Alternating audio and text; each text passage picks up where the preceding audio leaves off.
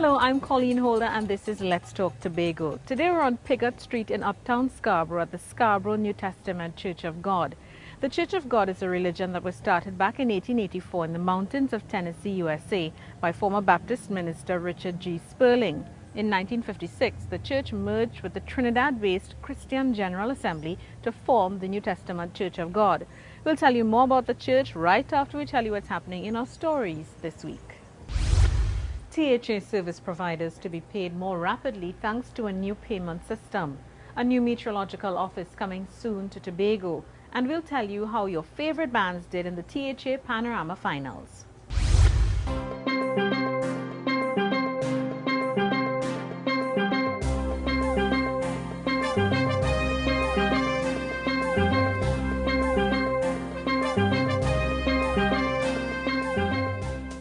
This is Let's Talk Tobago. Welcome back. We're at the New Testament Church of God in Scarborough, one of 3 New Testament churches on the island.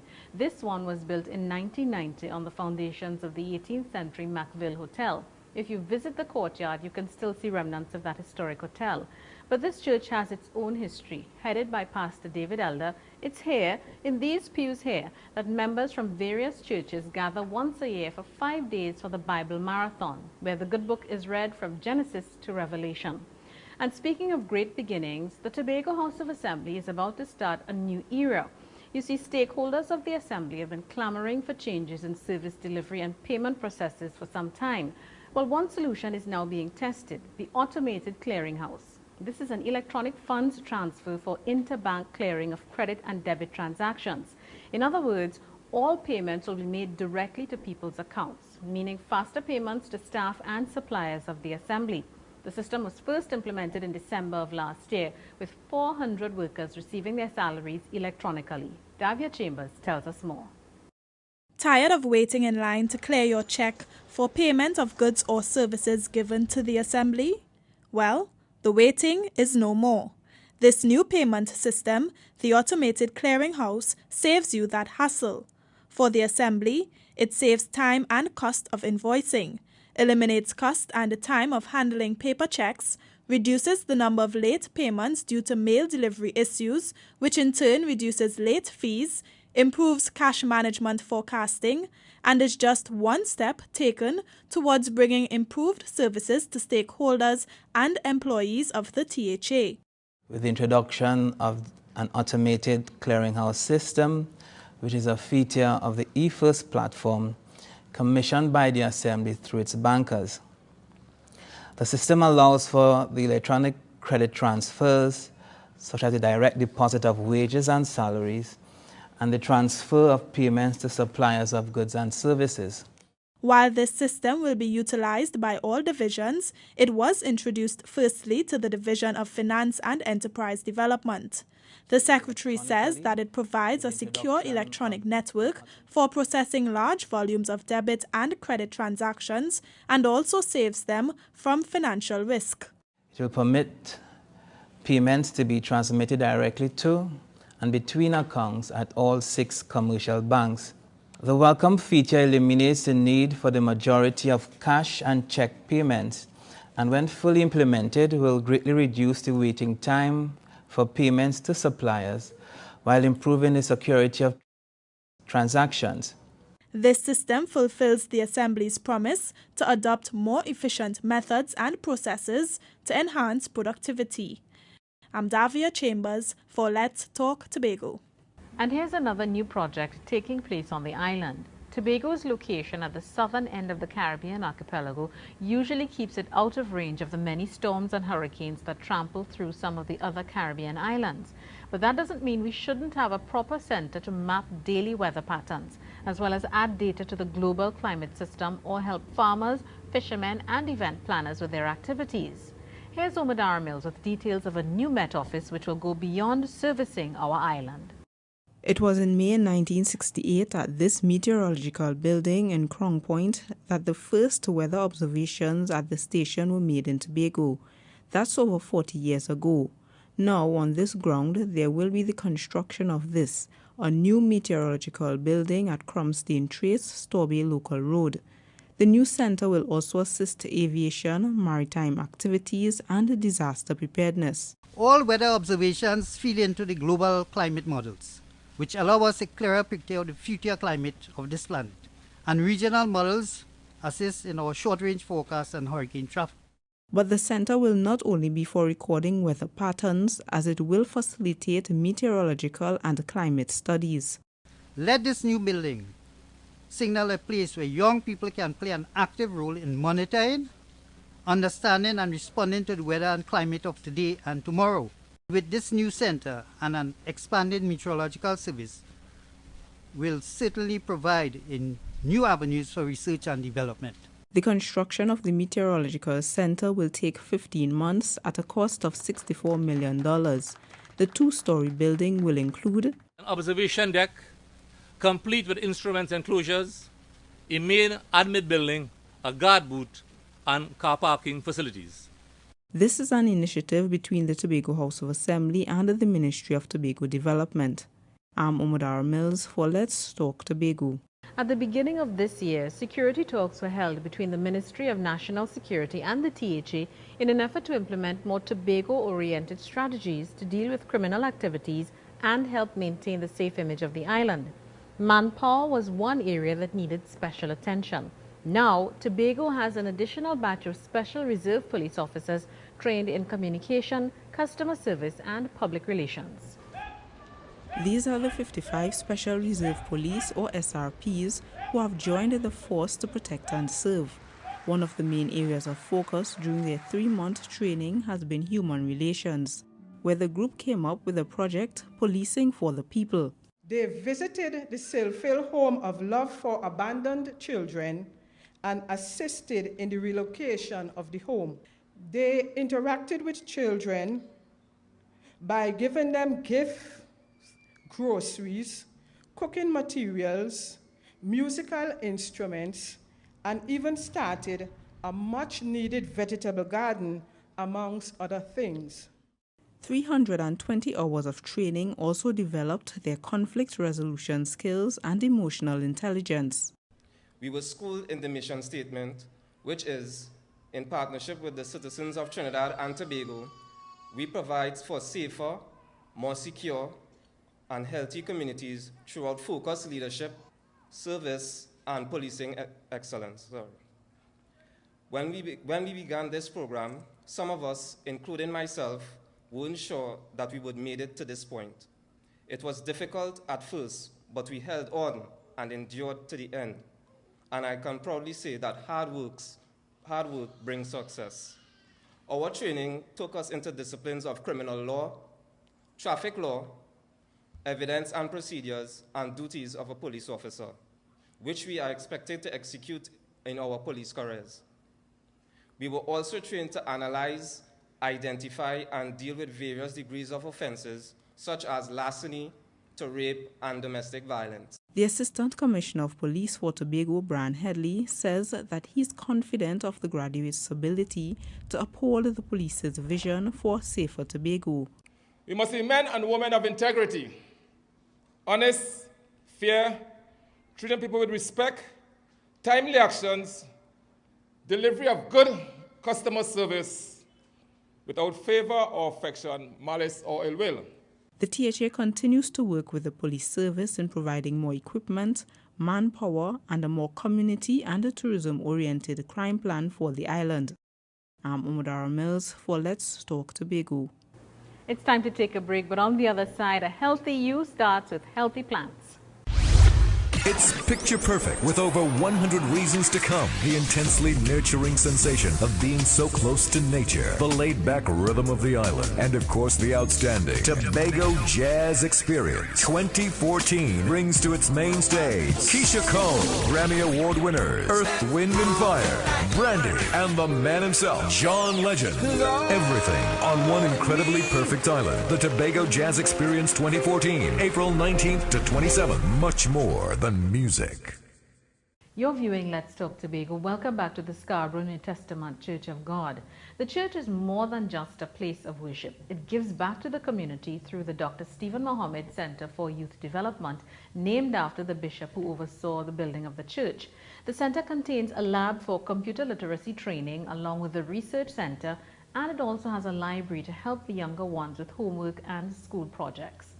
Now just imagine walking out from your doctor's office with a prescription to grow more produce. Well, if the idea of digging in the soil has never much appealed to you, consider this. A growing number of studies are finding that gardening can bring mental and physical health benefits, such as lowering your risk of osteoporosis. And of course, a little low-cost or free organic food certainly won't hurt. An initiative to encourage home gardening was recently launched, and here's how you can be a part of it. Tomato, peppers, chive, lettuce.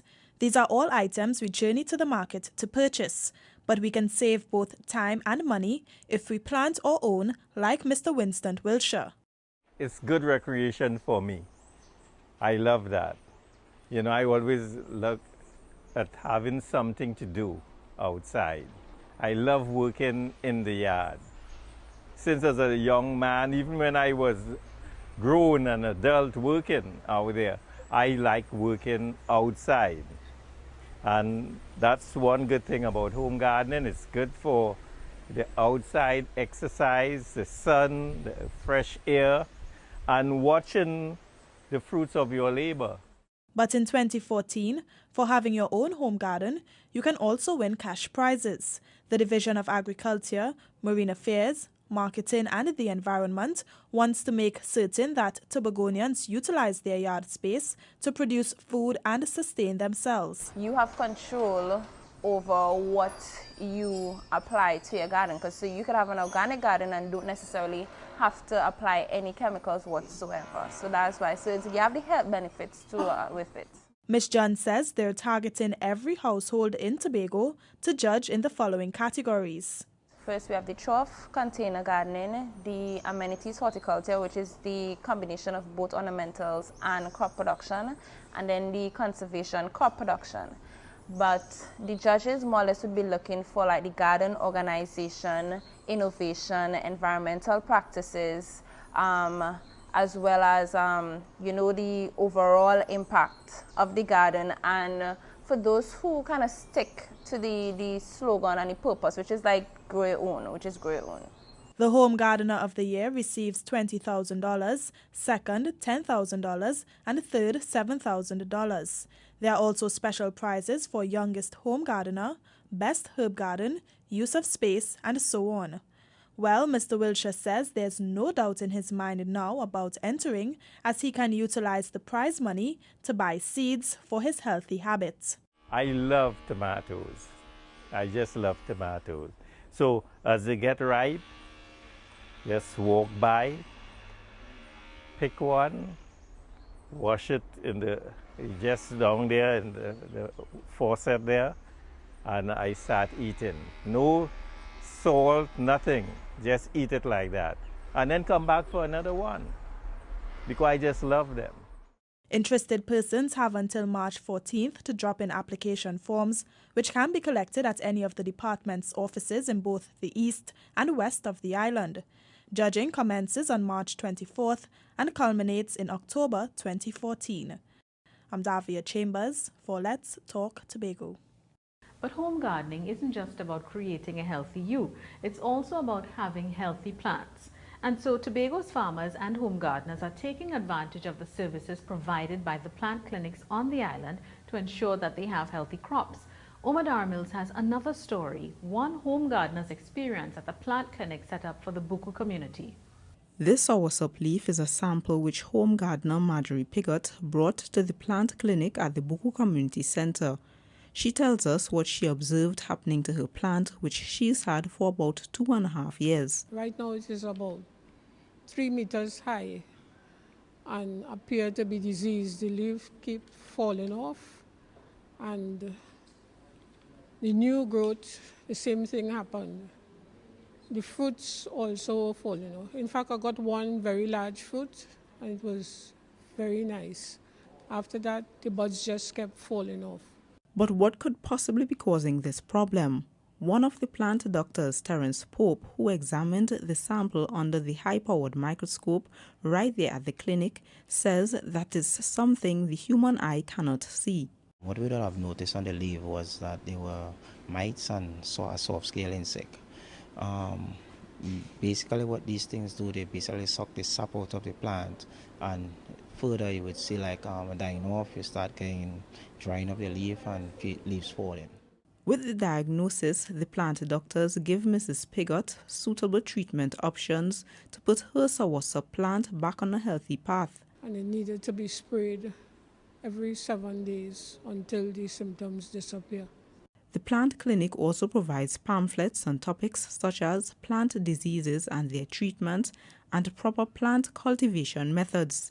Mrs. Pigott, who has other crops such as mangoes, avocados and guavas, appreciates the additional service. These leaflets would be excellent in guiding the person. And it's very simple so that it's easy to understand and easy to refer to. As a matter of fact, if you are planting multiple crops, you can collate a file and get the information right there. This plant clinic, which is done by the Division of Agriculture, Marine Affairs, Marketing and the Environment, is the second one for the year. The next one will take place in Moriah for farmers and home gardeners needing assistance in that area. I'm Umdara Mills for Let's Talk Tobago. And here's another cause that's worth celebrating. The Society of St. Vincent de Paul is an international Catholic organization that's dedicated to serving the poor and disadvantaged. Founded in 1833 to serve people living in the slums of Paris, France, the society now has about 700,000 members in 148 countries. Here in Tobago, there are 4 groups or conferences, and the members continue to fulfill the purpose of the organization. They've been so successful that they've marked in a day on their calendar to celebrate.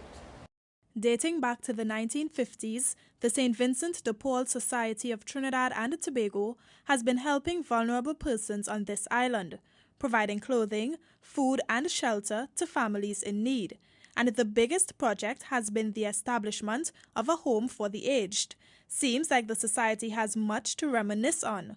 So they have dedicated February 11th as their day of remembrance, to commit to memory all they've done and what else can be done to serve the impoverished amongst us. Really is ideal for this celebration. It is the feast day of Our Lady of Lourdes. It is the day set aside, well not set aside, every day is set aside for praying for the sick in our communities. But this day is a special day for that. Praying for generosity with their time and possessions, it's a time to reminisce on all their good works and continued faith, which allows them to grow perfect in God's love. When the society took off, we recognized that poverty and destitution was facing the community in a big way. So as freshmen, we went out there with a bang. We ensured that we reach as many as possible, even though what we were giving, some of them a slip for $3 grocery for the week.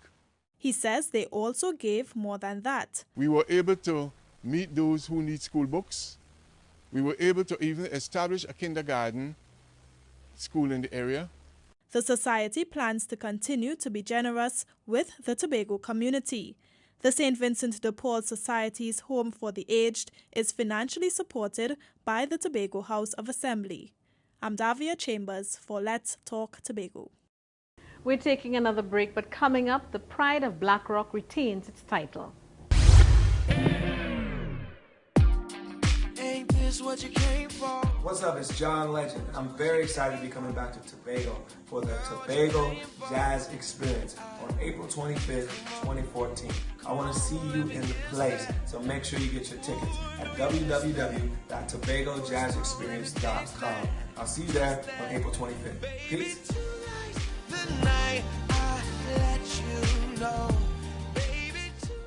Thanks for staying with us. You're viewing Let's Talk Tobago. We're in Scarborough at the New Testament Church of God. Now, we told you that this church is all about giving back to the community, and this hall is one of the places where activities from Bible studies to classes on food and nutrition take place. There's also a conference room and a multi-purpose room where youths have learned to play various instruments. The well-known Glorious Sounds Youth Orchestra hails from right here. And speaking of music, whether you tap to it, shake to it, or jump up and dance to it, we all enjoy some form of music. And so we'll get a chance to take in some young talent to the first ever biannual Tobago Schools Music Festival. But this festival is paying special attention to drums and the steel pan. With established artists like Calypso Rose, Shadow, Sherwin Winchester, Cuts and Jammers, and the Signal Hill Alumni Choir, among others, Tobago has enjoyed its fair share of music success. And one way we get to continue to grow musically is through projects such as the Tobago Schools Music Festival. And music lovers who enjoy local instruments will be glad to know that the organizers have included a competitive category for drums. The instrumental classes will include solo, duet, and ensemble classes involving string, wind, and percussion categories. Here I wish to mention the steel pan. We have also introduced a drumology class inviting solo and ensemble participation.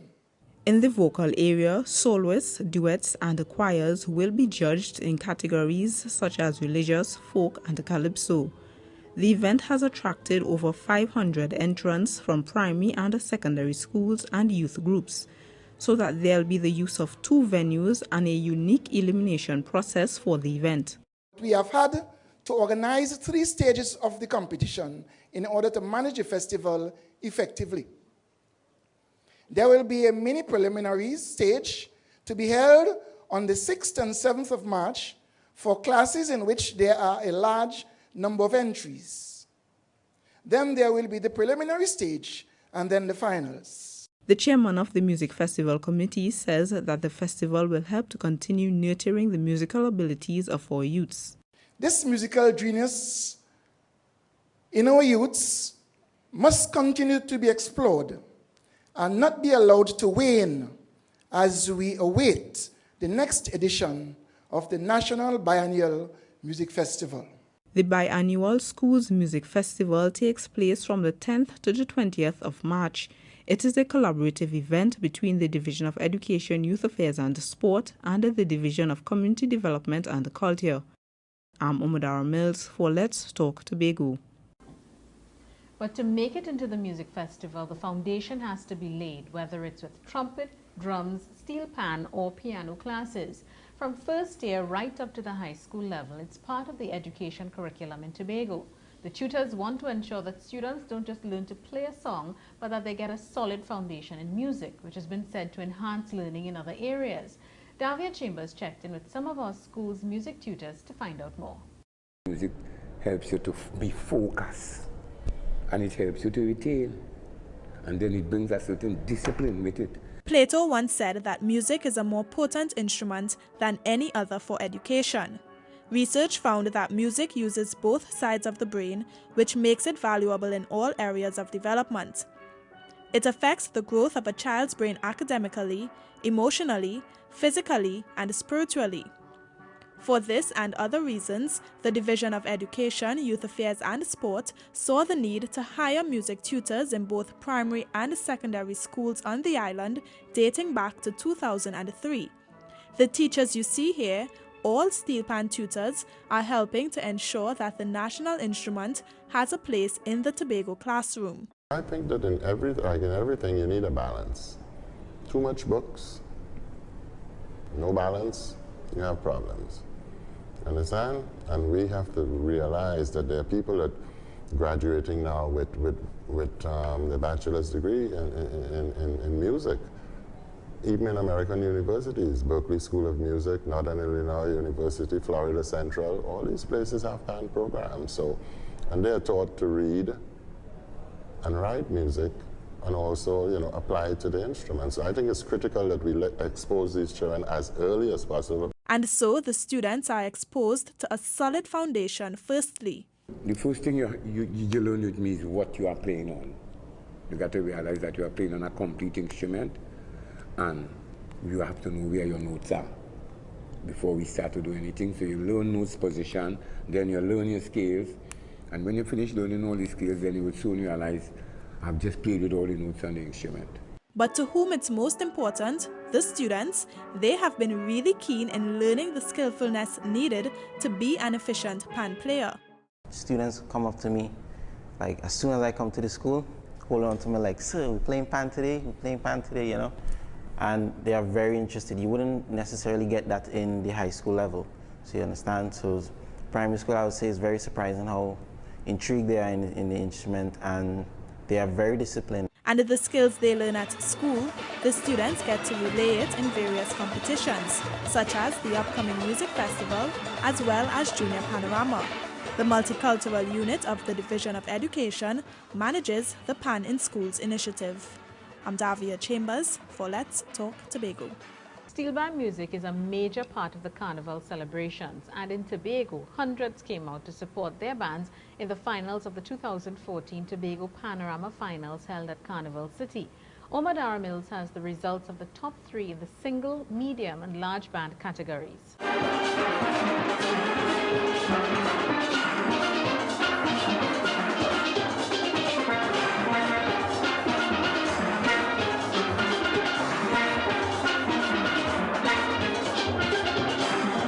Thus the tune Spankin', played by the Cats and Jammers Steel Orchestra, the winning steel band in the large band category. They were able to beat out second place NGC Steel Explosion and third place NLCB Buccaneers. In the small band category, C&B Crown Cordians tied for third place with Uptown Fascinators, while Steel Sensations placed second.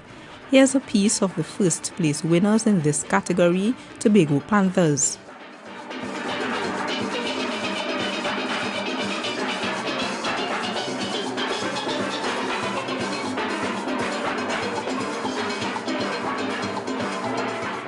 In the single band category, Pan Fanatics and the Metro Stars both placed second, while Hope Pan Groovers took first place.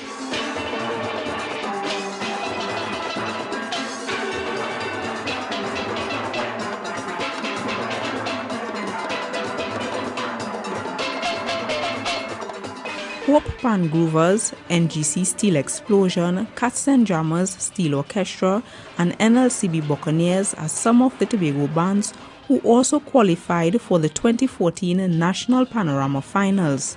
The Tobago Panorama competition is an annual carnival event facilitated by the Tobago House of Assembly. I'm Omar Mills for Let's Talk Tobago. And it's time to have your say, the segment of our program where we hear from you, our viewers. Carnival is part of our culture, but every year's plans are different for each person taking part. Some take to the streets as revelers, some watch from the sidelines, while others opt for camping. Whatever it is, everyone looks forward to the long weekend away from the office. So today we're asking, what's the best thing about Carnival for you? This is what you said. Carnival is open for everybody, is alive, is to or not to. Who like it, enjoy it. Who don't, stay away, go by the beach, go on holidays, go to camp, enjoy it. When it fit all over, you come back, you go about your natural business. So come on, I can Juve. Like the most time when people like enjoy themselves and things. Carnival and so come on up. Jumping up and playing mass and having fun with my parents and stuff. Long ago, it used to be like the the shows before the carnival. But now, to me, it's church. So it doesn't really make my whole thing is church. But I'm not going to abandon because it's our culture. But my thing is church. To me, is the costumes, the displays of different costumes and all the masqueraders, the different people coming to the islands to experience what we have, which is so special, number one thing in the world. Juve and mud, because it's exciting. That's the most exciting thing to be good at for Carnival.